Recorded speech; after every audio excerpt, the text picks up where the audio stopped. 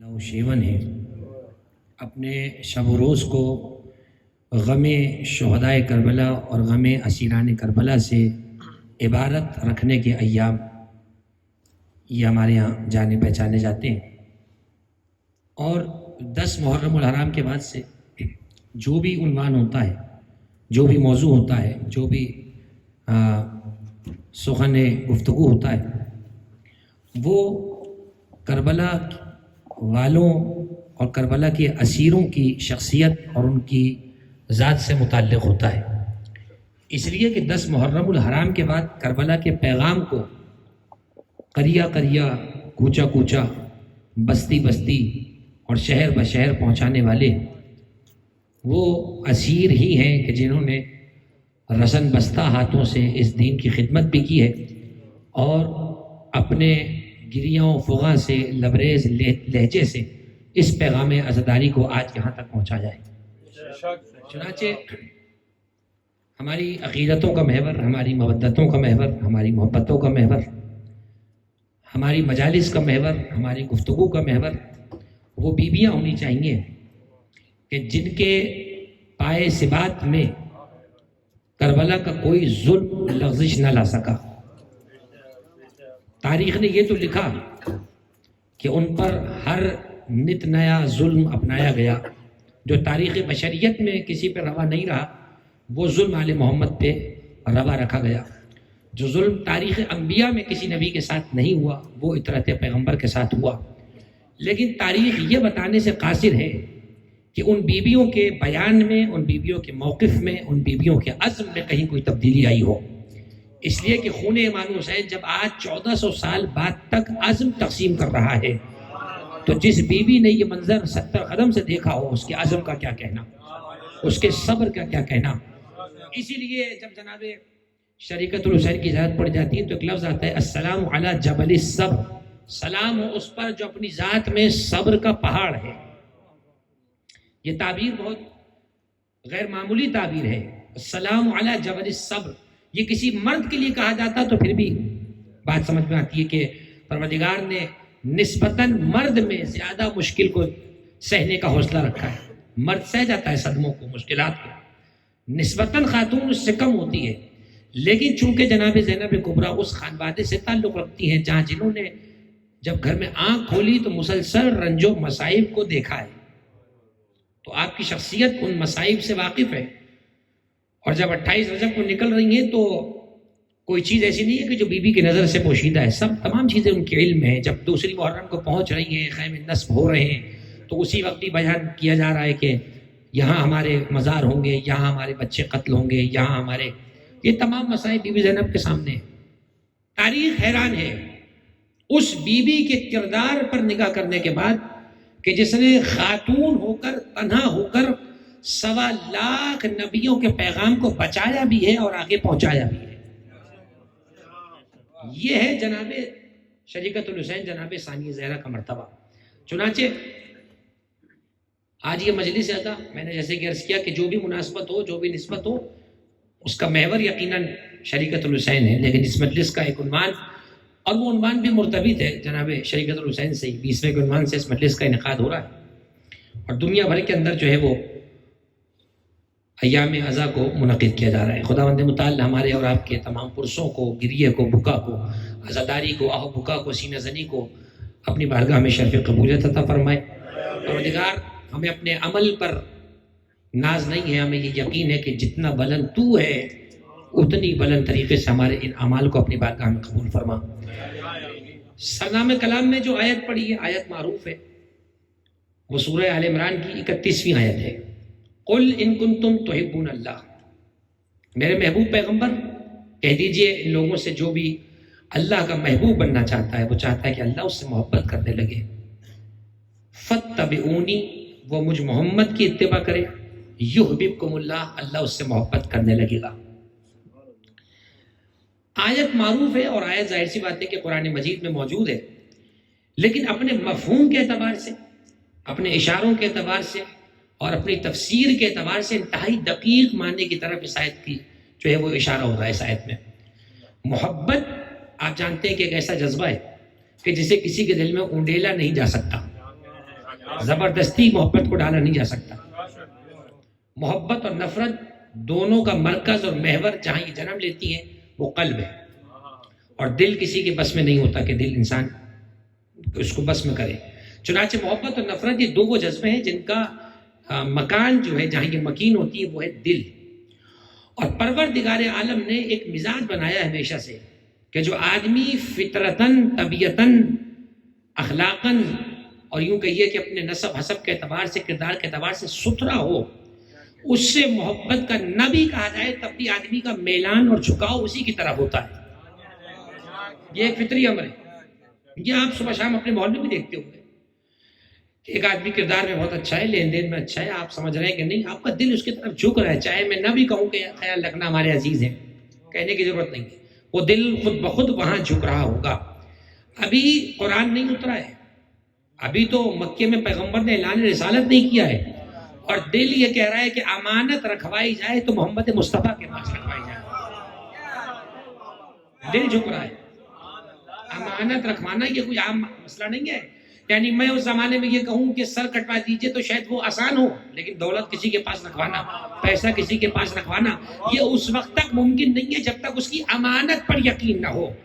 تو امانت ان خصائص میں سے ایک خصلت ہے جو انسان کو اپنی طرف کھینچتی ہے. اسی لیے آپ دیکھیں مولا علی کی زیارت میں لفظ آتا ہے السلام علیکم یا امین اللہ فی ارضہ، سلام اس پر جو اللہ کی زمین پر اللہ کا امین ہے. اب یہی تو ہم سمجھانا چاہتے ہیں کہ مکے والوں نے اپنی امانت کے لیے مصطفیٰ کو امین سمجھا، اور اللہ کے رسول نے کافروں کی امانت کے لیے علی کو امین سمجھا. تو جو نبی کافروں کی امانت کے معاملے میں اتنا امین ہو، وہ اللہ کا دین کسی خائن کے حوالے کیسے کر گیا؟ یہ ہماری سمجھ میں نہیں آتا. جو اللہ یا رسول اللہ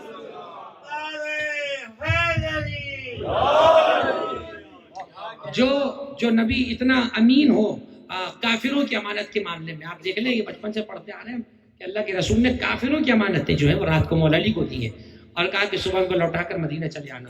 تو امانت اسی طریقے سے اب آپ ایک فہرست بنا لیجئے بیٹھ کر کہ کون کون سے پوائنٹس ہیں، کون کون سی خصوصیات ہیں کہ اگر کسی میں پیدا ہوں تو آدمی اس سے محبت کرتا ہے. سب سے بنیادی چیز ہے امین ہونا، سودے میں ستھرا ہونا.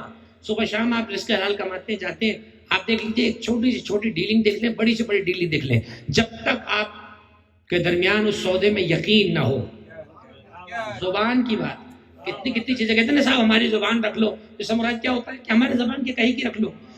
تو وہ نبی جس کے پاس امانتیں رکھوا رہے ہیں یہ سوچے بغیر کہ یہ نبی ہے یا نہیں ہے. جب اس کے کردار پر اتنا یقین کر لیا، اب اگر وہ اپنی زبان سے یہ بھی کہہ دے کہ ایک اللہ ہے تو ماننے میں دیر نہیں ہونی چاہیے. تو پھر آپ دیکھیے کہ امانت کا سلسلہ جو چلا آ رہا ہے. تو چنانچہ پروردگار نے حکم دیا کہ اگر تم چاہتے ہو کہ تم اللہ کے محبوب بن جاؤ تو قاعدہ صرف ایک ہے، ٹھیک ہے، عبادتیں کرو، نیکیاں کرو، خیرات کرو، حسنات کرو، نماز پڑھو، جو چاہے کرو. یہ تمام چیزیں الگ ہیں، ان کی حیثیت سے انکار نہیں ہے. محبت تم سے اس بیس پہ نہیں کی جائے گی. اس کو سمجھیے گا، بہت بنیادی بات ہے، اور وقت کے اندر گفتگو تمام ہو جائے گی. مسلسل مجالس کا جو ہے وہ دور ہے، اور آپ یقیناً مجالس اور اپنے تمام معمولات سے وقت نکال کر بیٹھے ہوئے.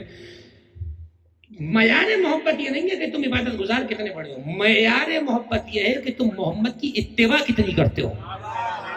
اس نقطے کو ذہن میں رکھیے گا، اسی سے بات آگے بڑھے گی اور بات جائے گی اس مخدرہ تک جسے شریکت الحسین کہا جاتا ہے، جسے ثانیہ زہرا کہا جاتا ہے، جسے عقیلہ بنی ہاشم کہا جاتا ہے، جسے عقیلۃ الطالبین کہا جاتا ہے، جسے عالمہ غیر معلمہ کہا جاتا ہے.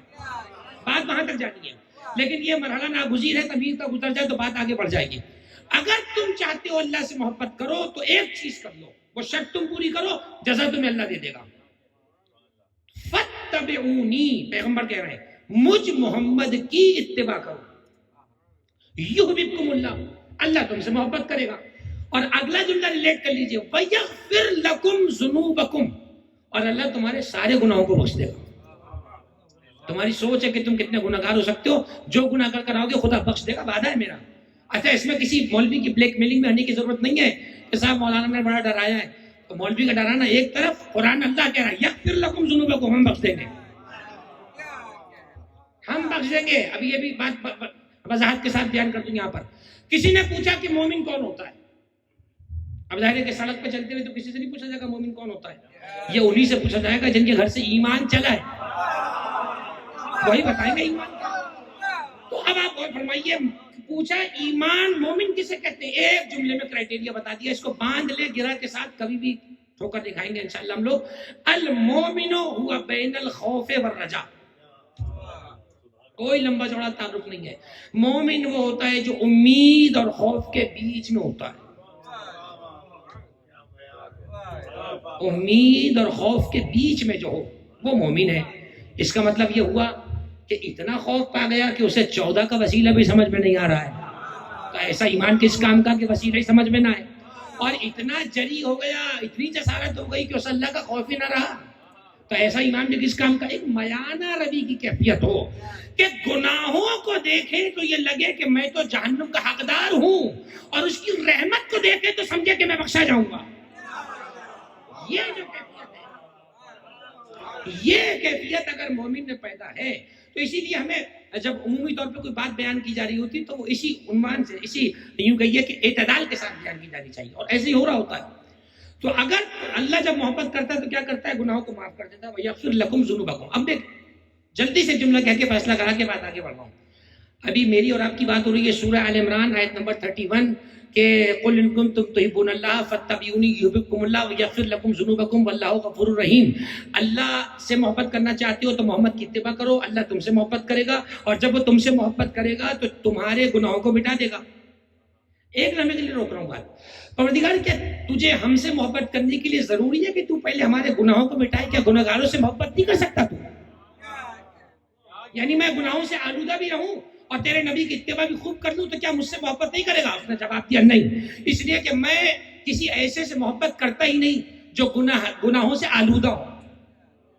مرنے بیتو کی بات ہے, اللہ گناہگاروں سے محبت کرتا ہے. اب ایک جملہ تیزی کے ساتھ فیصلہ کر کے آپ سے گزرنا, یہ بتائیے جب اللہ کسی گناہگار سے محبت کر نہیں سکتا تو گناہگاروں سے محبت کا حکم کیسے دے سکتا ہے؟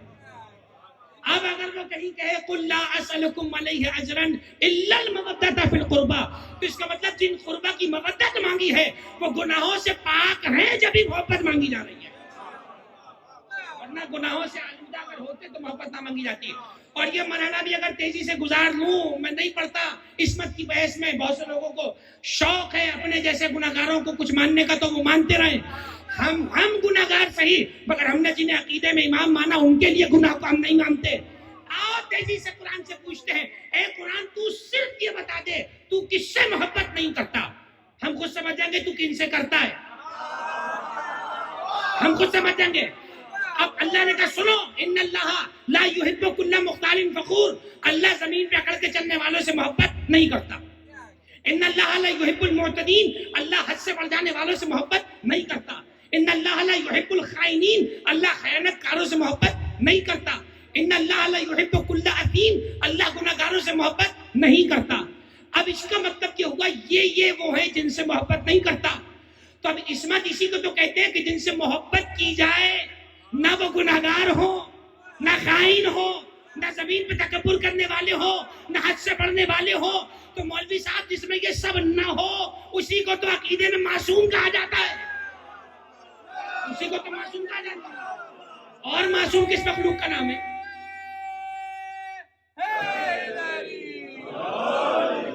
اور عصمت کسے کہا جاتا ہے؟ آپ اگر لفظ عصمت سے ڈر گئے تو چلیے ایسے سمجھ لیجیے آپ, اللہ جب ہم گناہگاروں سے محبت نہیں کر رہا جب تک ہمارے گناہوں کو معاف نہ کر دے, تو جن سے محبت کا حکم دے رہا ہے کیا ان کے دامن پہ کوئی گناہ ہوگا؟ نعوذ باللہ, ہو ہی نہیں سکتا ہے. بلکہ روایت تو یہاں تک ہے کتب اہل سنت میں, حب علی یأکل الذنوب کما تأکل النار الحطب. پیغمبر فرماتے ہیں کہ محبت علی گناہوں کو ایسے کھا جاتی ہے جیسے آگ خشک لکڑی کو کھا جاتی ہے. خشک کا لفظ ہے, وہ لکڑی کہ جو خشک ہو آگ اسے کھا جاتی ہے, ختم کر دیتی ہے. محبت علی گناہوں کو کھا جاتی ہے. ممکن نہیں ہے کوئی ایک ہی وقت میں علی والا بھی ہو گناہگار بھی ہو. اپنے سے جھوٹ بول رہا ہے, اپنے آپ کو دھوکہ دے رہا ہے, دوسرے کو بے وقوف کیا بنائے گا. اس لیے کہ محبت علی گناہگار کے دل میں آ ہی نہیں سکتی ہے. قاعدہ ہے, یہ تو قاعدہ ہے. بلکہ ایک روایت کو تو یہاں تک فرمایا حب علی حسنۃ لا یضر معها سیئہ وبغض علی سیئۃ ولا ينفع معها حسنہ. پیغمبر نے تو یہاں تک فرمایا علی کی محبت وہ نیکی ہے جس کے ساتھ برائی کچھ بگاڑ نہیں سکتی، اور بغض علی وہ برائی ہے جس کے ساتھ اچھائی بچا نہیں سکتی. یہ قاعدہ کیا ہوا تیزی کے ساتھ اس کی وضاحت کر دوں اس سے پہلے کہ کلپ بیچ سے کٹے. حب علی حسنۃ، علی کی محبت وہ نیکی ہے جو برائی اس کے ساتھ کچھ بگاڑ نہیں سکتی، اور علی کے بغض، علی کی نفرت وہ برائی جس کے ساتھ اچھائی بچا نہیں سکتی. اس سے مراد یہ نہیں ہے کہ کلین چٹ ہے علی والے کو. یہ اگر کسی نے سمجھا کہ کلین چٹ دے دی گئی تو یہ آپ کے اپنے ذہن میں گندگی ہے، یہ آپ کے اپنے ذہن میں گندگی ہے کہ آپ نے سمجھا علی والوں کو کلین چٹ ہے. اس سے مراد کیا ہے؟ اس سے مراد سمجھے کیا ہے؟ اس سے مراد یہ ہے محبت علی جب آ جائے تو دیکھیے ہر چیز کے کچھ اثرات ہوتے ہیں. سردی آئی اثرات، نزلہ کھانسی شروع ہے کہ نہیں؟ یہ موسم یہ چیزیں بتائیں گی کہ بھائی موسم آ گیا ہے. گرمی آئی، دیگر بیماریاں شروع ہو گئی. محبت علی آئی تو محبت علی کوئی اثر چھوڑے گی کہ نہیں چھوڑے گی؟ اگر چھوڑے گی تو ٹھیک ہے، نہیں تو بات آگے بڑھ جائے. محبت علی جب اثر چھوڑتی ہے تو کیا ہوتا ہے؟ محبت علی انسان کو سب سے پہلے برائی سے نفرت کرواتی ہے، اور اگر وہ برائی کر بھی لے تو پھر اس برائی کے بعد توبہ کی طرف لاتی ہے. اور جب برائی سے کرنے کے بعد توبہ کی طرف آ جائے تو پھر کیا ہوتا ہے؟ التائب من الذنب کمن لا ذنب لہ. حدیث پیغمبر یہ ہے کہ جو گناہ سے تائب ہو جائے وہ ایسا ہے جیسے اس نے گناہ کیا ہی نہیں. اس کا مطلب یہ جو کہا محبت علی وہ نیکی ہے جس کے ساتھ برائی کچھ بگاڑ نہیں سکتی، اس کا مطلب یہ ہے کہ اگر علی کے محب سے کبھی کوئی گناہ ہو جائے تو توبہ گناہ کو رہنے نہیں دیتی ہے، اسے توبہ کی توفیق دے دی جاتی ہے، اور جب وہ توبہ کر لیتا ہے تو ایسا ہوتا ہے جیسے گناہ کیا ہی نہیں. اور علی کی دشمنی وہ برائی ہے جس کے ساتھ اچھائی کچھ بگاڑ نہیں سکتی. مطلب سارے اچھے کام کر رہا ہو لیکن سب سے بڑا جرم کر رہا ہے دشمنی علی کا، بغض علی کا. اب اس بغض علی کے ساتھ جتنی توبہ تلّہ کرتا رہے وہ قبول ہی نہیں ہے، اس لیے کہ بغض علی رکاوٹ ہے. یہ مراد ہے اس حدیث سے، نہ کہ اس سے مراد یہ ہے کہ ہم جو ہے مزاج جو جی چاہے کریں، جو چیز چاہے کریں. تو قرآن مجید نے ہمیں اصول یہ دیا کہ اگر چاہتے ہو کہ محبت اللہ تم سے کرے تو تم اللہ کے نبی کی اتباع، تم اللہ کے نبی کے متبع ہو جاؤ. اتباع قرآن مجید میں مستقل آیات موجود ہیں، مستقل سورے موجود ہیں. خصوصیت سے اس والی آیت میں بات دیکھیں، اتباع کے ساتھ ایک لفظ ہے اطاعت، اور وہ قرآن میں اسی آیت میں 35ویں آیت میں لفظ بھی آ گیا، قل اطیعوا اللہ والرسول، وہ لفظ بھی ہے. وہ آیت اللہ کے سورہ النساء کی اطیعوا اللہ واطیعوا الرسول واولی الامر منکم، یہ اطیعوا کا لفظ قرآن میں کئی جگہ آیا ہے. اطاعت الگ، اتباع الگ. تقریباً دونوں کا معنی ترجمے میں جا کر ایک ہے لیکن دونوں لفظ الگ ہیں. اطاعت ایک الگ لفظ ہے، اتباع ایک الگ لفظ ہے، دونوں کا اوریجن الگ ہے، دونوں کے جناب معنی میں فرق ہے. وہ باریک سا فرق سن لیجئے کیا ہے، اور بات یہیں سے آگے بڑھ رہی ہے اور مقدرہ تک اور جناب شریعت رسل تک بات پہنچ جائے گی.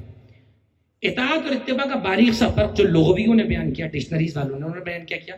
ان کا اطاعت کا مطلب یہ ہوتا ہے کہ جو بات کہی جائے اس کی فرما برداری، جو کہا جائے فرما برداری. اور فرما اتباع کا معنی یہ جیسے جیسے کیا جائے. اچھا میں پھر بات بیان کرتا ہوں. اطاعت اور اتباع کے لیے ویسے تو فالوئنگ کا لفظ دونوں میں برابر ہے. میں نے کہا نا جیسی آپ عربی کے اس سے باہر نکلیں گے بہت سستا ہو جائے گا ترجمہ. اب فالوئنگ اتباع پہ بھی فٹ آ رہا ہے، اطاعت پہ بھی فٹ آ رہا ہے، لیکن اطاعت اور اتباع دونوں کا معنی فالوئنگ نہیں ہے، زمین آسمان کا فرق ہے. اطاعت میں کہے کو مانا جائے، اتباع میں کرے کو مانا جائے. یعنی اللہ صرف پیغمبر کی اطاعت پہ جنت نہیں دے گا، اتباع پہ جنت دے گا. جیسے جیسے میرا نبی کرتا رہا ویسے ویسے کرو، جیسے جیسے میرا نبی کرتا رہا ویسے ویسے کرو. اب ذرا غور فرمائیے، پیغمبر اکرم نے پورا دین ہمیں دیا، پیغمبر نے جو کچھ زندگی میں انجام دیا ہم سب نے وہ کرنا ہے. پیغمبر اکرم نماز سکھا رہے ہیں، اور نماز کے لیے وہ مشہور و معروف حدیث ساری کتابوں میں کیا ہے، صلو رأیتمونی کما اصلی. پیغمبر فرماتے ہیں نماز ویسے پڑھو جیسی مجھے پڑھتے دیکھو. صلو صلات سے نکلا، صلو رأیتمونی کما اصلی، جیسے مجھے پڑھتے دیکھو ویسے پڑھو. اچھا اب نماز کے معاملے میں پیغمبر کی اتباع مردوں پہ بھی واجب ہے، عورتوں پہ بھی واجب ہے. عورتوں کے لیے کوئی الگ نبی تو نہیں آیا ہے تو مجھے بتا دیں آپ. نبی اللہ عورت کو بناتا ہی نہیں ہے، نہ وہ نبی عورت کو بناتا ہے نہ وہ امام کسی عورت کو بناتا ہے. وہ الگ بات ہے کہ کسی امام کسی عورت کو امام نہ بھی بنائے پھر بھی وہ سارے کمالات کسی عورت میں رکھ دے. یہ لکھا ہے علماء نے نے جناب سیدہ کے لیے کہ سیدہ بظاہر مرتبہ نبوت و امامت عہدے سے خالی ہے، مگر کمالات نبوت و امامت کے اجتماع کو زہرا کہا جاتا ہے. چاہیے سارے کمالات جمع ہو وہ فاطمہ ہے.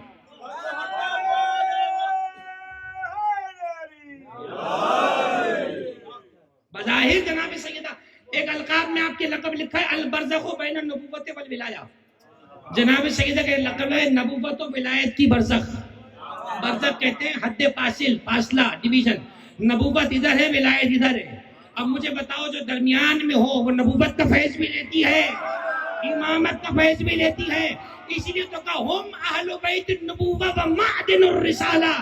نبوت بھی یہی ہے، رسالت بھی یہی ہے. یہ جناب سیدہ ہے. تو عہدہ امامت اللہ نہیں دیتا، بظاہر نہیں دیتا. ماشاءاللہ.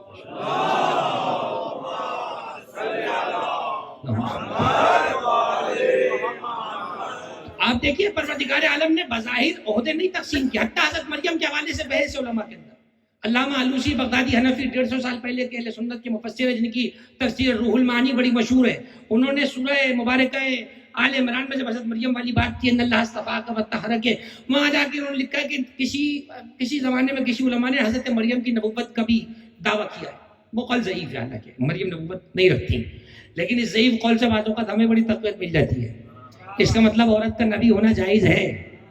تو جب مریم کے لیے نبوت کا کہا جا سکتا ہے تو زہرا پہ موت نہیں آنی چاہیے، اس لیے کہ مریم ایک معصوم کی ماں ہے تو نبی بن جائے. جو 11 معصوموں کی ماں رہی ہو اس کا مقام زیادہ بلند ہے. لیکن یاد رہے، یہاں سے بھی کلپ کوئی نہ کاٹ لے بھوک کا مارا، ہم یہاں بھی بیان کرتے ہیں کہ جناب سیدہ کی نبوت کے ہم قائل نہیں ہیں. بات پوری کر دوں تاکہ کلپ بھی نہ کٹ سکے نا. تو اب یہ ظاہر سی بات ہے کہ بھوک کیا کیا کراتی ہے انسان سے، آپ دیکھ رہے ہیں. تو اب ظاہر سی بات ہے کہ پروردگار نے عہدہ امامت و نبوت رکھا ہے صرف مردوں میں بس. لیکن کسی کو کمال دے دے تو دے دے. اب نہیں ہے زہرا امام نہیں ہے، میں کہہ رہا ہوں نہیں ہے، لیکن امامت کے سارے کمالات ہیں. جملہ دے دوں، کمالات اتنے ہیں کہ صحیفہ فاطمہ جیسی کتاب فاطمہ کے پاس چلی تک گئی ہے. مصحف فاطمہ لکھا جبریل کے بتانے پر علی نے، اس میں قیامت تک کا علم وہ ہے امامت کے تبرکات میں. یعنی امام جن چیزوں میں سے مسائل لوگوں کو بتاتے ہیں ان میں سے ایک مصحف فاطمہ ہے. تو ہدایت میں فاطمہ کا تو بڑا حصہ ہے. فاطمہ کے بغیر ہدایت ہو ہی نہیں سکتی ہے. اب پروردگار نے حکم یہ دیا کہ اتباع کرو میرے نبی کی، اور پیغمبر نے کہہ دیا نماز جیسی مجھے پڑھتے دیکھو ویسی پڑھو. اور ابھی میں نے آپ سے فیصلہ کروایا کہ اتباع کہتے ہیں کیے ہوئے کا کرنا، اطاعت کہتے ہیں کہے ہوئے کا ماننا. اب اس کا مطلب یہ ہوا کہ اگر مرد نماز پڑھے تو وہ نماز کی ترتیب بدل نہیں سکتے. وہ نماز کی ترتیب میں کاپی کریں گے پیغمبر کو، جیسے پیغمبر پڑھتے ہیں ویسے وہ پڑھیں. اچھا اب خواتین نماز پڑھیں تو خواتین کیا کریں کہ بھائی وہ بھی اتباع کریں گی پیغمبر کی. لیکن ایک مسئلہ ہے، مسئلہ یہ ہے کہ مرد تکبیرۃ الاحرام کہے تو دونوں ہاتھوں کو کھول کے بند کر کے کان تک لے جائے. عورت کو حکم ہے کہ ہاتھوں کو سمیٹ کے کھولے. عورت ہاتھوں کو سمیٹ کے کھولے. مرد کے لیے حکم یہ ہے کہ جہری نماز اونچی پڑھے. مغرب عشاء کی شروع کی 2 رکعت ہو گئی، فجر کی صبح کی 2 ہو گئی. جماعت میں تو ظاہر سی بات ہے اس میں خاموش رہے گا. عورت کو حکم یہ ہے کہ اگر نامحرم موجود ہے تو وہ جہری نماز بھی ہلکے پڑھ لے، اس کی نماز والی آواز بھی نامحرم کے کان میں نہ جائے. اب ایک جملہ کہے تو کوئی ناراض ہو جائے تو ناراض ہو جائے، مجھے نہیں معلوم جو شریعت نماز میں عورت کی آواز کو باہر نہ آنے دے وہ کہاں اجازت دے گی. فیصلہ آپ کر لیجیے گا. اب آفٹر شوکس کا ٹھیکہ تو میں نے نہیں لیا کہ اس مجلس کے جھٹکے کہاں تک آئے. جملہ میں نے آپ کو کہہ دیا، نماز میں جو اللہ اجازت نہ دے، بھائی نماز تو اللہ کی عبادت ہے نا، وہ ہم پڑھ رہی ہے، ثنا پڑھ رہی ہے، قل اللہ پڑھ رہی ہے، اجازت نہیں ہے اگر نامحرم کے کان میں آواز جائے. تو جو اللہ اپنے مصلی پر اپنے ذکر میں عورت کی آواز نامحرم کے کان میں نہ جانے دے، وہ نام حسین کو استعمال کر کر تماشے کرنے کی اجازت کہاں سے دے دے گا. تماشے کا لفظ میں نے جان کے کہا ہے، وفاداری ہوتی تو ہم نہ بولتے.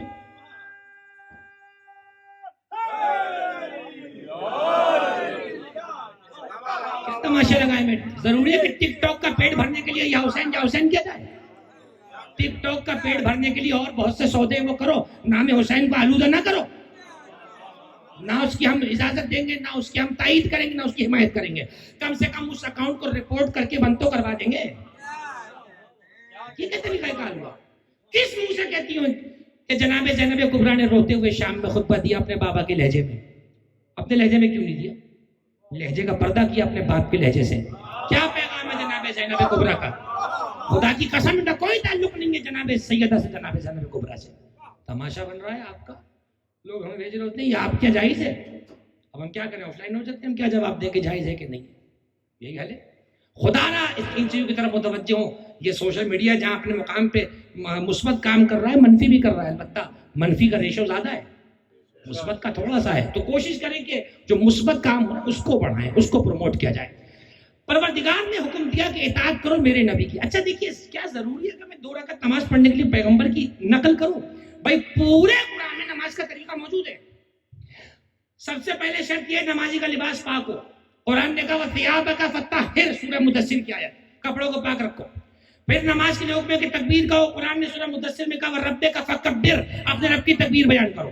پھر حکم یہ ہے کہ نماز میں تکبیر کے بعد قیام کرو. قرآن میں آیت آ گئی قوموا للہ قانتین، اللہ کے سامنے اطاعت گزار بن کے کھڑے رہو. قیام بھی آ گیا. پھر حکم ہے کہ رکوع کرو. قرآن نے کہا وَارْكَعُوا مَعَ الرَّاكِعِينَ، رکوع بھی قرآن میں آ گیا.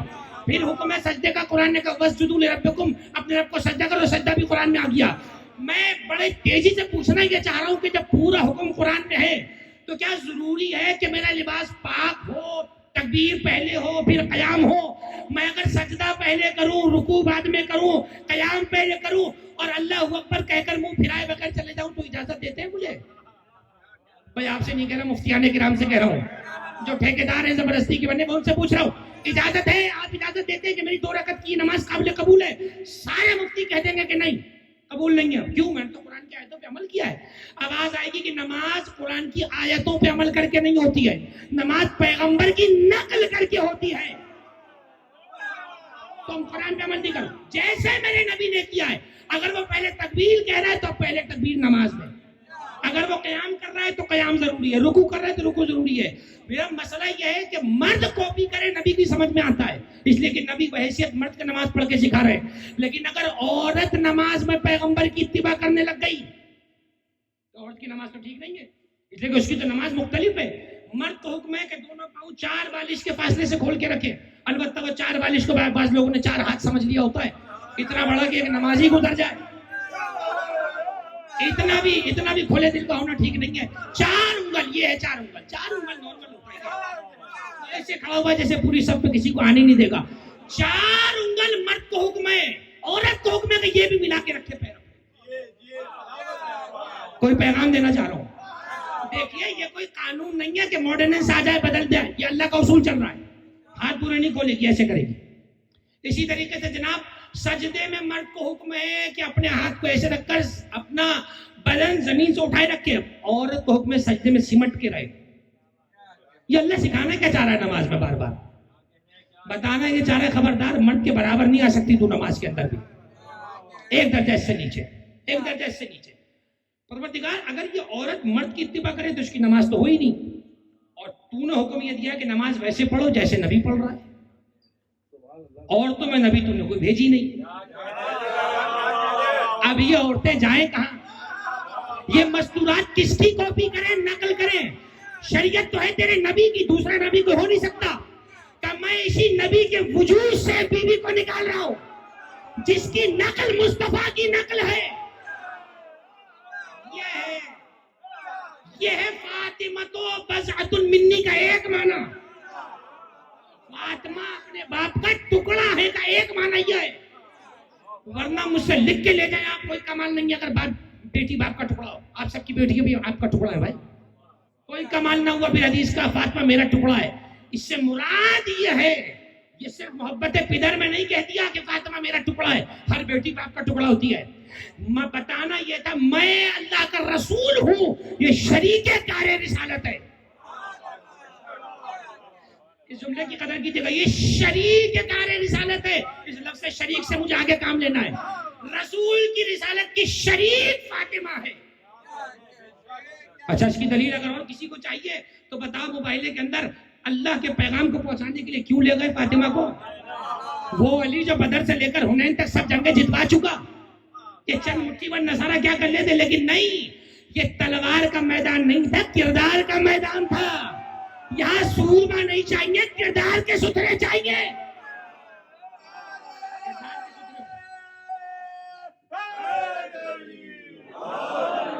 یہاں سلامت رہیں، یہاں تلوار نہیں چاہیے، صاحب ذوالفقار تو ساتھ موجود ہے پیچھے. یہاں کردار کے سترے چاہیے. تو جو کردار کے سترے تھے وہ موبائل میں چلے گئے. 5 لوگ چلے گئے جو پورے مدینے میں کردار کے سترے ترین لوگ تھے. اب پتہ نہیں اللہ کو کتنے سترے چاہیے تھے کہ پورے مدینے میں یہی نکلے 4. تو جن 4 کو اللہ نے اپنے دین کی حقانیت کے لیے چنا، انہیں ہم نے اپنے دین کا رہنما چنا. امید ہے کہ ہمارا بیڑا جو ہے وہ پار ہے، ہماری مٹی خراب نہیں ہے، نہ ہمارا کھانا خراب ہے. تو اب ظاہر سی بات ہے کہ یہ نظام چل رہا ہے. اب اطاعت کرو فاطمہ زہرا کی. اب جناب سیدہ وہ جزو لا ینفق ہیں، ایسا جزو لازم ہے جس میں کوئی آپشن نہیں ہے کہ تمہیں چوز اینڈ چوائس دے دی، جہاں دل چاہے تو اتباع کر لینا ورنہ رہنے دینا. نہیں، کرنا ہی وہ پڑے گا. عورتیں کریں گی ہی اطاعت فاطمہ زہرا کی، اور فاطمہ زہرا کے ذریعے سے وہ مل جائیں گی رسول اللہ سے. اب آئی سمجھے بات؟ نبی نہ ہوتے ہوئے بھی جو نبوت کے کام کرے اسے فاطمہ کہتے ہیں. کہہ چکا میں نبوت نہیں ہے، نبوت نہیں ہے، لیکن کار نبوت جو ہے وہ دوش فاطمہ زہرا پر ہے. اب میں بات کو آگے بڑھا رہا ہوں، اور جہاں سے بات آگے بڑھ رہی ہے اور اختتام کی جانب جائے گی. دیکھو رسول کی رسالت کا جو تتمہ ہے اس کو کمپلیٹ کرنے والی ہے وہ ساتھ میں فاطمہ زہرا ہے. اب مکمل نصاب کون ہوئی؟ فاطمہ زہرا. دیکھو 18 سال بہت زیادہ عمر نہیں ہوتی ہے. خدا ہماری ماں بہنوں کے پردے سلامت رکھے، عفت رزق عفت و حیا ان کو عطا فرمائے اور ان کے پردوں کی حفاظت فرمائے. 18 سال کچھ بھی عمر نہیں ہوتی ہے. ابھی تو گول سیٹ نہیں ہوتا، کرنا کیا ہے آگے جا کر. 18 برس کیا عمر ہوتی ہے، لیکن 18 برس میں اتنا کامل نصاب جناب زہرا نے دیا. کامل ترین زندگی ہے. کوئی کہہ سکتا ہے زندگی میں کسی قسم کا نقص؟ نعوذ باللہ. کامل زندگی حضرت سیدہ نے گزاری. عورت کے جتنے مراحل ہو سکتے ہیں ان تمام میں جناب سیدہ نے اولویت حاصل کی ہے. گھر سے شروع ہوا معاملہ. بیٹی، اللہ اکبر، بیٹی ایسی کہ پیغمبر کے لیے جب ولادت ہوئی جناب سیدہ کی تو آواز آئی کہ انہا ریحانۃ الجنہ، جنت کا پھول ہے. لوگوں کی بیٹیاں پھول جیسی ہوتی ہیں، یا جنت ہی کا پھول دیا ہے تمہیں؟ تمہیں دیا ہی جنت کا پھول ہے. اور پیغمبر فرما رہے ہیں کہ یہ مجھے پھول اللہ نے کیوں دیا ہے؟ لکئی اشمھا عند الشدائد، تاکہ میں جب مشکلوں میں ہوں تو اسے سونگھوں اور میرے مشکل حل ہو جائے. لکئی اشمھا عند الشدائد، مشکلوں میں زہرا کو سونگوں گا، مشکل حل ہو جائے گی. عجیب ہے وجود سیدہ. مجھے بتاؤ جو نبوت کی مشکل کشا ہو اس سے ہم مشکل مدد مانگے تو مصیبت. یا فاطمہ تو اغیثنی، اے ہماری سیدہ، اے ہماری سردار، اے ہماری آقا، اے ہماری مولا، ہماری مدد فرمائیں. یا سیدتی، یا مولاتی، یا فاطمہ اغیثنی. جو دعا کے جملہ پڑھتے ہیں آپ. چنانچہ جناب سیدہ کو آپ دیکھیں کہ گھر کے اندر جو وقت گزر رہا ہے، بہترین بیٹی ہیں، بہترین نمونہ ہے. جب ارتقا ہوا، ایک مزید جب رشتہ بلند ہوا، آپ گئیں اپنے زوج نامدار کے گھر. وہ زوج کے جس پہ فخر کرے قیامت تک کے جوڑے. وہاں گئی تو ایسی مثالی زوجہ بنی، ایسی مثالی زوجہ. ایک جملہ بڑا اس نازک رشتے پر ایک جملہ کہہ کے تیزی سے گزر جاتا ہوں، اس پہ زیادہ بات کرنا ٹھیک نہیں ہے، لیکن جملہ کہہ کے گزر رہا ہوں. کتنا خوبصورت رشتہ ہے. دیکھو علی کے ساتھ زہرا کی شادی ٹھیک ہے، منع نہیں ہے، لیکن صرف سننے سے کام نہیں چلے گا. دیکھنا پڑے گا یہ علی ہیں کون اور یہ زہرا ہیں کون. صرف یہ علی کے امام ضامن باندھنے سے بھی کام نہیں چلے گا. میں امام ضامن کے خلاف نہیں بول رہا ہوں، ہم تو یہاں تک پہنچے امام ضامن سے، اپنے تو پلے کچھ بھی نہیں ہے. سیرت پہ عمل. کیا سیرت ہے؟ معلوم ہے سیرت کیا ہے؟ مورخین نے جملہ اتفاقی طور پہ لکھا ہے، فرماتے ہیں پوری زندگی سیدہ نے علی سے کوئی سوال ہی نہیں کیا. چھوٹا جملہ نہیں ہے یہ. پوری زندگی اچھا سوال نہیں کیا. آپ کیا سمجھ رہے ہیں کہ کوئی ضرورت ہی نہیں پڑی ہوگی کچھ کبھی؟ نہیں، ایسا نہیں ہے. ضروریات زندگی، گھر کے معاملات. علی نے اپنے کو ایسا رکھا کہ زہرا کو کبھی کچھ مانگنا ہی نہیں پڑا. یہ ہے زوج کا کردار، وہ ہے زوجہ کا کردار. زوجہ ایسی ہو کہ کوئی سوال نہ کرے، نہ جانے میرا شوہر پورا کر سکتا ہو یا نہیں، شرمندہ ہو جائے، پتہ نہیں میری زوجہ نے کچھ کہا میں نہ کر سکا. اور زوج ایسا ہو کہ بغیر کہے زوجہ کی حاجت پوری کرے، اسے کہنا ہی نہ پڑے. اور اب مجھے بتائیے ایسی اطاعت گزار زوجہ اگر اپنے زوج اور شوہر سے کسی دن کوئی سوال کر لے تو مجھے بتائیے شوہر کی خوشی کا عالم کیا ہوگا؟ اسے خوش ہونا چاہیے آج میری زوجہ نے کچھ مانگا ہے. آخری ایام جب شہادت کے تھے تو کچھ بیماری تھی، کیفیت تھی شہزادی کی جو شہادت سے پہلے کی کیفیت ہے، علیل ہے، کچھ نا گفتگو ہے طبیعت. تو پوچھا کیسا مزاج محسوس کرتی ہے؟ فرمایا کہ شدید بیماری میں اگر انار کچھ کھا لوں تو بہتر ہو جاؤں. علی خوش ہو گئے. آج ہم سے بنت رسول نے کوئی سوال کیا ہے؟ آج کائنات کے رسول کی بیٹی جو فخر مریم ہے، جو بن موسم کے پھل اتروا سکتی ہے، آج ہم سے کہہ رہی ہے انار کا دل چاہ رہا ہے. اندازہ لگاؤ کتنی خوشی خوشی علی بازار گئے ہوں گے. گئے خوشی خوشی بازار گئے، انار خریدا، بازار سے ابا میں رکھا، ابھی پلٹے تھے لے کر کہ کسی خرابے سے کسی بیمار کے کرانے کی آواز آئی. اب علی مشکل کشا ہے خلق کے، کسی کی بیماری کو سن لے اور علی گزر جائے، وہ علی نہیں ہو سکتے. گئے دیکھا کہ کچھ بیماری کی کیفیت میں باس پرس کیا، کیسی طبیعت ہے، کیا معاملہ ہے؟ کا حالت ایسی عجیب ناگفتگو حالت ہے. کا کیا چاہیے؟ دیکھا کتنا مشکل مرحلہ ہے، کتنا سنگین مرحلہ ہے. ایسی تو نہیں نفس اللہ کے خریدنے کے قابل ہوا، ایسی نہیں ہے لیکن نفس کا سودا ہو گیا کہ تم بیچ دو میں خرید لوں. کہا کہ اگر بیماری کی اس کیفیت میں انار مل جاتا تو کیا بات تھی. ادھر زوجہ کی مرضی، ادھر بیمار کی خواہش. زوجہ بھی عام زوجہ نہیں، بنت رسول، بنت رسول جس نے زندگی میں پہلی بار کہا کہ کوئی دل چاہ رہا ہے. اللہ اکبر. علی نے ابا میں سے انار نکالا اور توڑ کے مریض کو کھلانے لگے اور کھلا کر چلے آئے. خالی لوٹے گھر پر، دروازے پہ دق الباب کیا، کنیز نے دروازہ کھولا، علی حجرے میں داخل ہوئے. زہرا علی کے دونوں ہاتھ دیکھ رہی ہیں، علی کے ہاتھ میں کچھ نہیں ہے. کہا یا ابوالحسن انار کہاں ہے؟ کہا ایسے ایسے جب چل رہے تھے تو کسی بیمار نے جیسے ہی واقعہ بتایا. یہ ہے کردار کنیزان زینب و زہرا کے لیے. مصلی بچھا کے کہتی ہے شکر ہے اللہ نے مجھے ایسا شوہر دیا جس نے میری مرضی پر اللہ کی مرضی کو مقدم رکھا ہے. اگر علی انار لے آتے تو علی میں راضی ہو جاتی، تو مجھے دے آئے کیونکہ اس سے میرا رب راضی ہو رہا ہے. یہ ہے وہ اصول آل محمد کے گھرانے کا. کہاں ہے یہ گھرانہ ہو تو لائق تاسی ہوتا ہے. شوہر کے گھر میں یہ کردار. اور جب خدا مند متعال نے بیٹے دیے تو بیٹے بھی کیسے دیے؟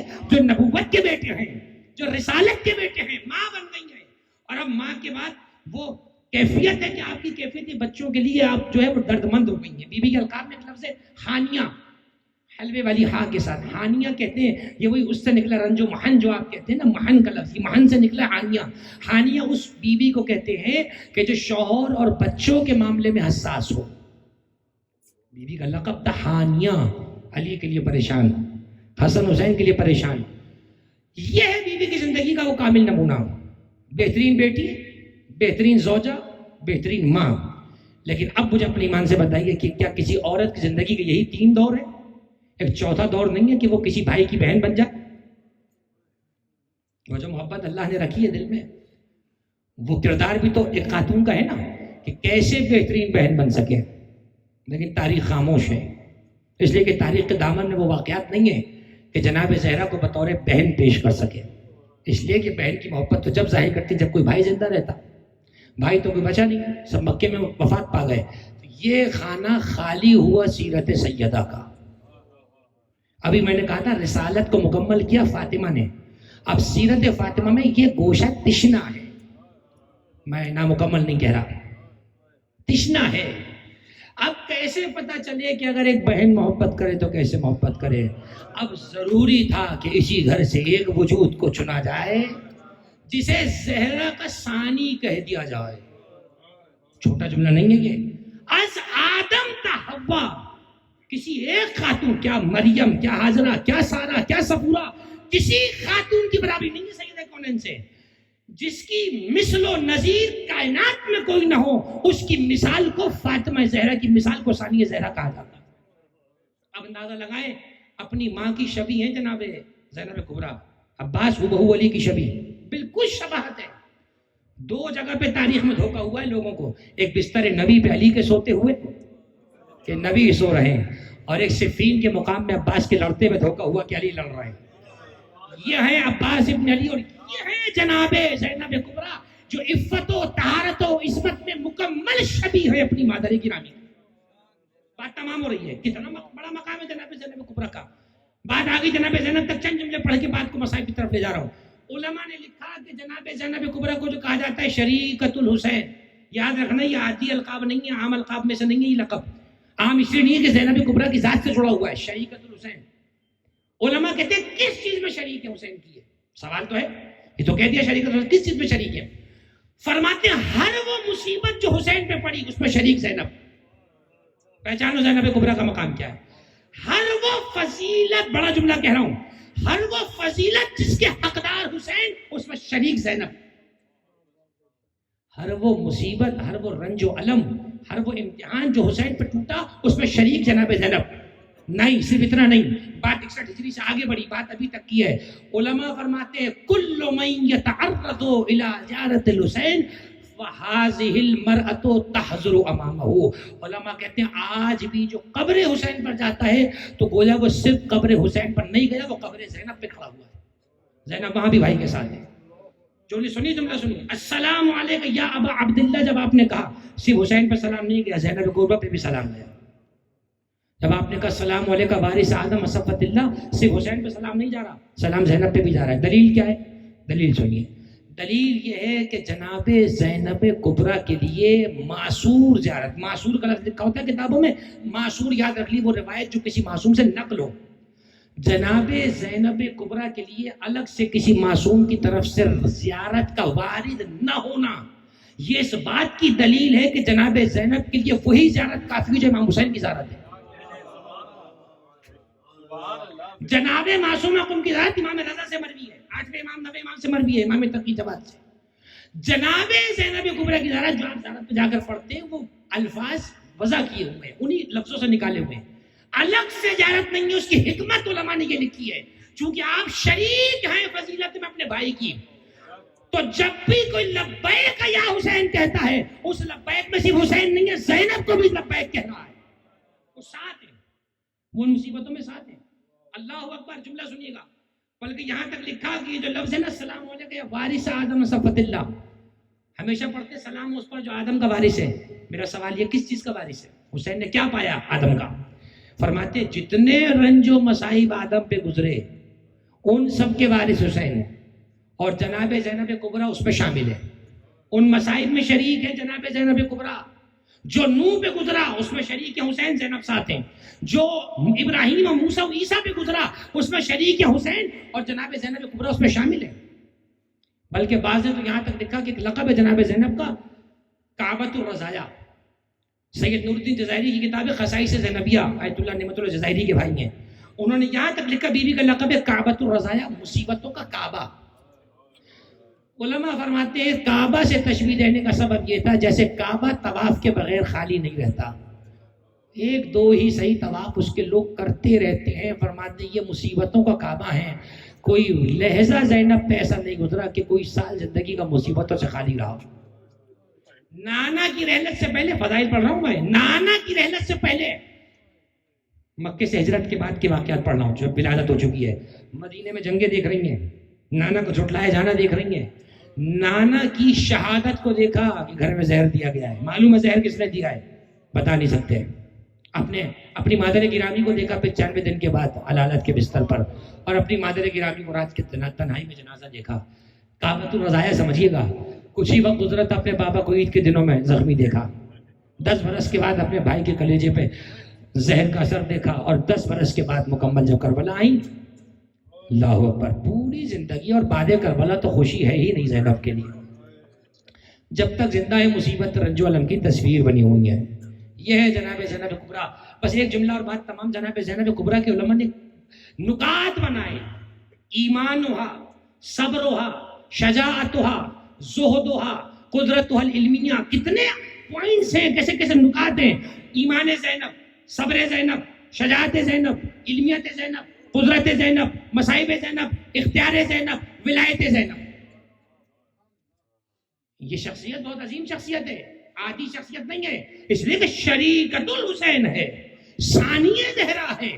جملہ کہوں، میں نے جملہ پڑھا تھا کسی مجلس میں، جناب زینب اس حسین کی شریک ہیں جو اپنی ذات میں لا شریک ہے۔ لا شریک اللہ والا نہیں ہے، اردو والا کہہ رہا ہوں، لا شریک جس کی کوئی مثال نہ ہو، جس کا کوئی شریک نہیں ہے کائنات میں کوئی خود کو کہے میں حسین کا شریک ہوں، کوئی حسین کا شریک نہیں ہے، جس کا کوئی شریک نہ بن سکے اس کی شریک کو زینب کبریٰ کہا جاتا ہے۔ آپ جانتے ہیں منصب امامت میں امام حسین پڑھے، عمر میں جناب زینب پڑھی ہیں. کیسے پالا ہوگا اپنے بھائی کو؟ اور وہ کہاوت تو بڑی مشہور ہے نا کہ جب ماں اٹھ جائے تو پھر بیٹی ماں بن جاتی ہے. تو دو پہلو ہیں، ایک تو امام کی حیثیت سے تعظیم اور ایک بڑی بہن کی حیثیت سے تعظیم، ماں کی حیثیت سے تعظیم. امام حسین نے بھی بڑا مرتبہ دیا جناب زینب کو. فرماتے کربلا کی زمین پہ اکثر مشورے جناب زینب کبریٰ سے لیے امام حسین نے. امام مشوروں کا محتاج نہیں ہوتا ہے. عظمت جناب زینب بتائیے. علماء نے لکھا ایمان کی ایک سختی کو دیکھنا چاہتا ہے زینب کبریٰ کا ایمان کیا ہے. بھائی یہی کہہ دینا کافی جس کا باپ کل ایمان ہو، اس کے ایمان کی بحث کرنا بیکار ہے. لیکن میں تو جملہ تبرکن پڑھ کے گزر رہا ہوں فضائل زینب میں. ایمان کا عالم یہ ہے کہ پورا میدان لاشوں سے پٹا ہوا ہے، پورا میدان لاشوں سے ہٹا ہوا ہے. اور کیفیت یہ ہے کہ سر پہ چادر نہیں ہے، جلتے ہوئے خیمے ہیں، چلاتے ہوئے بچے ہیں، لائن لاشوں کو پامال کرتے پھر رہے ہیں.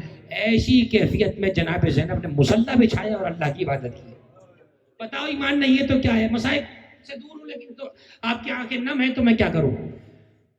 یہ ہے ایمان زینب کبریٰ، صبر زینب کبریٰ. اللہ اکبر. میں نے کہا نا السلام علی جبل الصبر. آپ کی زیارت پر جملہ جو زیارت لکھی ہے، صبر کا پہاڑ کتنا مشکل ہے. علماء نے لکھا کہ 10 محرم کے بعد جناب زینب نے کبھی بھی کسی لعین کو بچوں کی طرف آنے نہیں دیا ہے، آگے بڑھ جاتی تھی.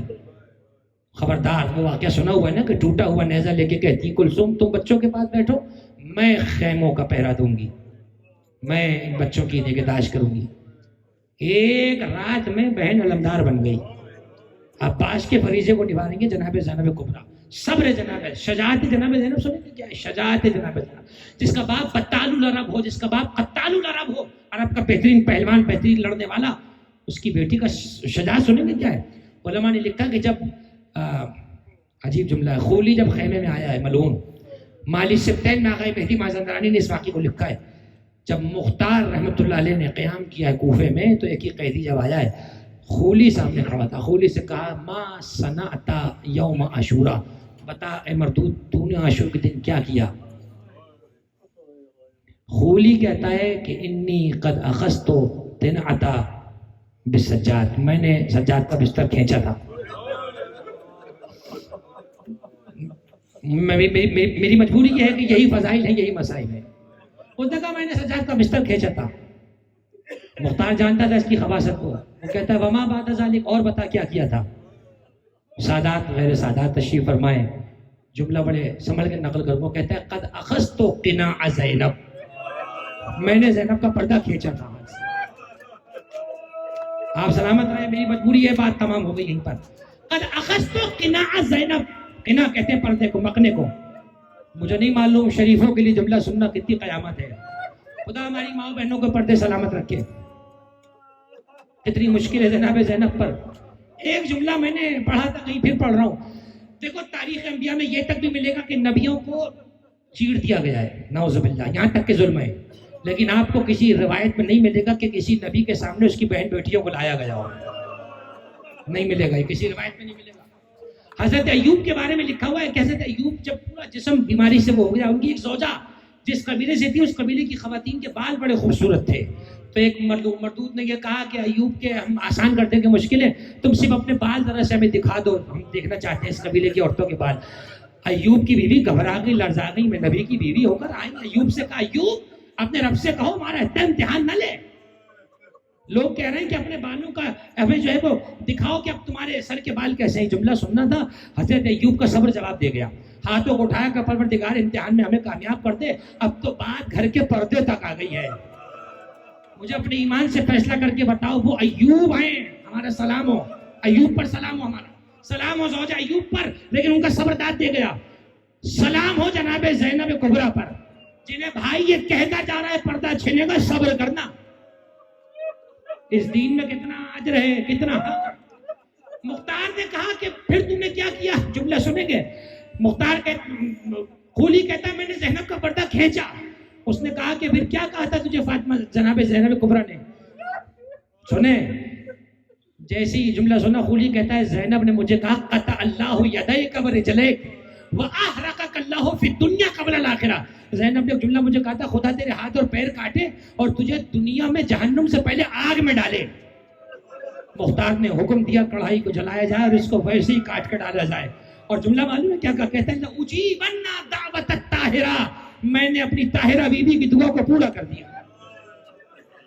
بس میرے عزیزو، آپ آمادہ گریہ ہے، میں سمیٹ رہا ہوں بات کو، چاہا تک کچھ عرائض ہوں، وقت نہیں ہے. آمادہ گریہ ہے. جب یہ آنسو اجازت ہوتے ہیں کسی بیوی کی، اور جب یہ آنسو آ جائیں ان کو روکنا خلاف ازا ہے. یہ آنسو میں اور آپ نہیں لا سکتے، یہ کسی پیاسی بچی کی امانت ہوتے ہیں، خاص طور پر جو مجلس جناب زینب کبریٰ کے لیے ہو. میں اکثر کہا کرتا ہوں ان مجلسوں کی قدر کیا کیجیے. خدا جوانوں کے پرچے قبول فرمائے، بزرگوں کو صحت و عافیت دے، بیماروں کو شفا عطا فرمائے، میرے بزرگ تشریف فرمائے. خاص طور پر یہ مجلسیں جب ہوتی ہیں، علماء نے لکھا، معصومین کا آنا تو ہے ثابت روایات سے، ان مجالس میں خاص طور سے ایک بیوی شام سے آتی ہے جس کا نام زینب کبریٰ ہے. ایسے ایسے واقعات بھی علماء نے لکھے، اور علماء فرماتے ہیں کہ وہ بیوی اکیلی نہیں آتی ہے، وہ ایک 4 برس کی یتیم بچی کو اپنے ساتھ لاتی ہے. ایک مجلس میں جناب زینب کبریٰ حاضر ہوتی ہیں، اپنی شان کے مطابق، اپنے جلال کے مطابق آتی ہیں.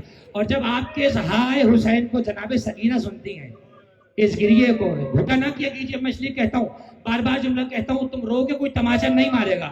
سکینہ روتی تھی، کبھی ہولی تماچے مارتا تھا، کبھی سمر تماچے مارتا. خدا ہماری بچیوں کے پردے سلامت رکھے، ماں بہنوں کے پردے سلامت رہیں، کبھی بیٹی کا غم نہ دکھے. دیکھو سب سے بڑا غم باپ کے لیے یہ ہے کہ اس کی بیٹی کو ان کے سامنے کوئی مارے، تو برداشت نہیں کر سکتا. جاتے جاتے حسین نے کہا تھا، اے زینب میری سکینہ کو شمر سے بچانا، کیونکہ وہ لعین جانتا ہے ہمیں سکینہ سے بڑی محبت ہے. کیسے تڑپایا ہے مسلمانوں نے حسین کو. مجھے یقین ہے جب جب بچی کو تماچا لگتا ہوگا، نشیب میں لاشا ضرور تڑپتا ہوگا، اور شاید ایک لاشا فرات کے کنارے بھی تڑپتا ہوگا. اجرکم اللہ، اجرکم اللہ. میں نے شام کا دربار کا داخلہ پڑھنا ہے، خدا آپ کو سلامت رکھے.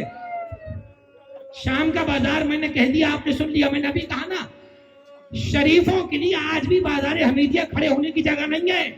میں ہمیشہ ہی جملہ نقل کرتا ہوں. 2021 میں جب گیا، میں لباس میں تھا، ابا میں تھا. جو ماحول بازار حمیدیہ کا میں نے دیکھا، اجازت نہیں دے رہا تھا لباس کے میں بازار کے اندر سے داخلہ کروں. میں نے ایک لمحے کے لیے جملہ محمد صاحب میں یہی کہا، میں نے کہا دیکھو بحیثیت مرد کے آج ہمارا گزرنا ممکن نہیں ہے.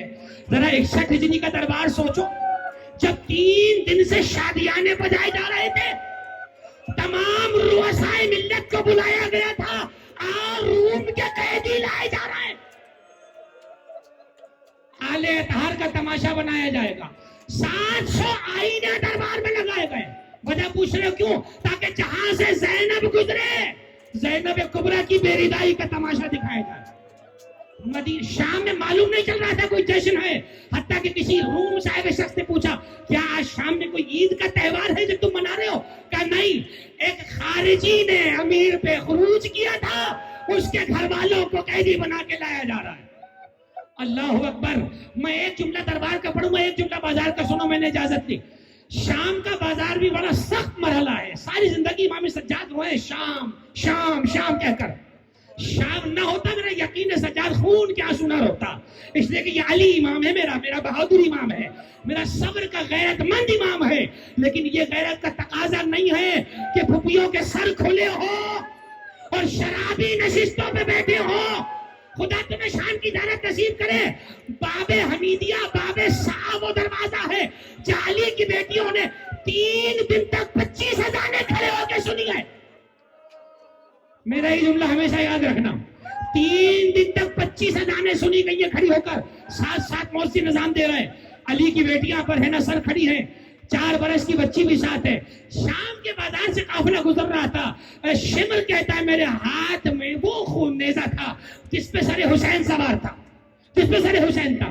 کہتا ہے ایک وقت وہ آیا کہ میرے ہاتھ سے نیزہ چھوٹا اور زمین میں نیزہ گڑ گیا. نیزہ اٹھنے کا نام نہیں لے رہا، میں نے بہت کوشش کی. یہ ملعون کہتا ہے میں نے ہاتھ میں تازیانہ لیا، میں آیا سید سجاد کے پاس اور سید سجاد پہ تازیانے برسانا شروع کیے. مجھے معاف کریے گا جو سادات ہیں، جناب امام سجاد پہ تازیانے برسنے شروع ہوئے. ایک مرتبہ جناب زینب نے معلوم آ کر کیا کہا، اے شمر میرا بھتیجا کب سے بے ہوش پڑا ہے، میرے بھتیجے کی حالت غیر ہے. بتائیے تازیانوں کی سزا کیوں دے رہا ہے؟ یہ ہے مصیبت امام سید سجاد۔ جب امام سجاد کو غسل دے رہے تھے امام باقر، راوی کہتا ہے میں نے دیکھا پشت زخموں سے بھری ہے۔ میں نے پوچھا امام سے یہ نشان کیسے آئے؟ فرمایا شام کے مقتل ہے جو بابا کی پشت پہ دروں سے لکھے گئے۔ اجرکم اللہ، یہ حق گریہ ہے۔ خدا آپ کو کربلا کی زیارت نصیب فرمائے۔ بس آخری جملوں کے قریب ہو رہا ہوں۔ سید سجاد غصے آگے کا کیا بات ہے کہ سجاد تمہارے باپ کا سر آگے کیوں نہیں بڑھ رہا؟ بیمار امام نے زنجیروں کو اٹھایا، کہا مجھے بابا کے سر کے قریب جانے دے، میں بابا سے پوچھتا ہوں۔ آئے سجاد، سر اٹھایا، بابا کے نیزے کی طرف، سر کی طرف دیکھا، ایک جملہ کہا بابا اب میری پشت پہ تازیانے کھانے کی جگہ نہیں ہے، یا آگے بڑھ جائیں یا سبب بتائیں آگے کیوں نہیں بڑھ رہے۔ سر حسین گویا ہوا اور نگاہیں گئی اس ناکے کی طرف جس ناکے پہ 4 برس کی سکینہ تھی۔ آواز دی سجاد میری سکینہ کہیں گر گئی ہے، سجاد ہم آگے نہیں بڑھیں گے جب تک میری بچی نہ آ جائے۔ جناب زینب نے کہا سجاد تم رکو، میں سکینہ کو دیکھنے جاتی ہوں۔ شمر کہتا ہے تو یہی رک جا، میں جاتا ہوں۔ بی بی ہاتھ جوڑ کے کہتی ہے تو نہ جا، میری بچی تجھ سے بہت ڈرتی ہے۔ جناب زینب دوڑی ہے قافلے کے پیچھے کی طرف، آواز دیتی جا رہی ہے سکینہ، سکینہ بیٹی پھوپھی کی آواز سن رہی ہوگا، جواب دو۔ سکینہ تمہارے بھائی میں اب طاقت نہیں ہے، ساری زندگی مصائب سنتے رہے ہو، بچی کا جواب تو نہیں آیا۔ کسی خاتون کی آواز کانوں میں آئی، اے بی بی تمہاری بچی بہت آرام سے ہے۔ جہاں سے آواز آئی زینب نے وہاں کا تعقب کیا، دیکھا خاک پہ کوئی بیوی بیٹھی ہے، 4 برس کی سکینہ، منہ پہ تماچوں کے نشان ہے، دامن جلا ہوا ہے، بچی بڑے چین سے گود میں سو رہی ہے۔ جناب زینب آگے بڑھی، آواز دے کے کہتی بی بی تم نے اس غربت میں ہم پہ بڑا احسان کیا ہے، تمہیں نہیں پتا یہ بچی ہمارے لیے کتنی عزیز ہے، سارے قافلے کی دھڑکن اس بچی میں بستی ہے، بی بی کوئی حاجت ہو تو ہم سے طلب کرو۔ اس برقع پوش بی بی نے کوئی جواب نہیں دیا۔ زینب کہتی اچھا میں سمجھ گئی، تم میری حالت پہ نہ جاؤ، بی بی میں مدینے کی رہنے والی ہوں، میں شہزادی کونین کی بیٹی ہوں، اے بی بی میرا نانا مصطفیٰ ہے، میرا بابا مرتضیٰ ہے، بس ابھی ماں کا نام لینا چاہ رہی تھی۔ آواز دے کے کہا بی بی ایک سوال کا جواب تو دے، جب سے اس کے بابا کا لاشا پامال ہوا یہ کسی کے سینے پہ نہیں سوئی ہے، آج پہلی بار کسی کی گود میں بچی سو رہی ہے، اے بی بی لگتا ہے تم کوئی اپنی ہو، بس یہ جملہ سننا تھا۔ اس بی بی نے کہا زینب ارے اسی گود میں حسین کو پالا ہے تیری ماں فاطمہ۔ لپٹ گئی بیٹی ماں سے، ختم ہو گئی گفتگو۔ سکینہ کو لیا، دوڑی ہے شام کے لشکر کی طرف، آ گیا شام کا بازار، بس ایک جملہ زحمت تمام۔ شام کا بازار میں دربار نہیں پڑھ رہا، بس دخول پڑھوں گا، دربار میں داخلہ کیسے ہوا۔ شام غریبہ میں جب علی آئے ہیں، کچھ باتیں کی ہیں بیٹی سے، ان میں سے اہم ترین بات یہ تھی ہے بیٹی تو شام کے دربار سے نہ گھبرا، تیرا بابا تیرا خطبہ سننے آئے گا۔ حوصلہ دیا ہے جناب امیر المومنین نے، حوصلہ دیا ہے۔ یہی وجہ ہے جب شام کا صدر دروازہ کھلا نا دربار کا، تو وہ زینب جو تمام بیویوں کو دلاسے دے رہی تھی، جیسے ہی دربار سجا دیکھا زینب گھبرا کے بیٹھ گئی۔ معلوم ہے کیا کہتی ہے؟ حاکم سے کہہ دو مجھے اندر نہ بلائے، خلقت کو دوبارہ نہ میری شکل دکھائے، گر قتل ہے منظور تو قاتل یہی آئے، آ کر میری گردن پہ خنجر کو چلائے، ان رنج و مصائب سے آزاد ہو زینب، سر تن سے جدا ہو تو بہت شاد ہو زینب۔ جناب سید سجاد کہتے پھوپھی اماں آپ حوصلہ نہ کریں گی تو بیویوں کا کیا ہوگا، آخری جملہ تمہارے حوالے ہے ماتم داری۔ جناب زینب فرماتی ہے بیٹا سجاد تیری دادی کا جنازہ رات کے اندھیرے میں اٹھا، ارے شرابیوں کا دربار ہے، میرے سر پہ چادر نہیں ہے، میری غیرت گوارا نہیں کرتی۔ اچانک زینب نے کہیں دیکھا، آواز دی السلام علیکہ یا امیر المومنین، آؤ بیویوں دربار میں چلو، میرا بابا خطبہ سننے آیا ہے، اے بابا زینب کا خطبہ سنیے۔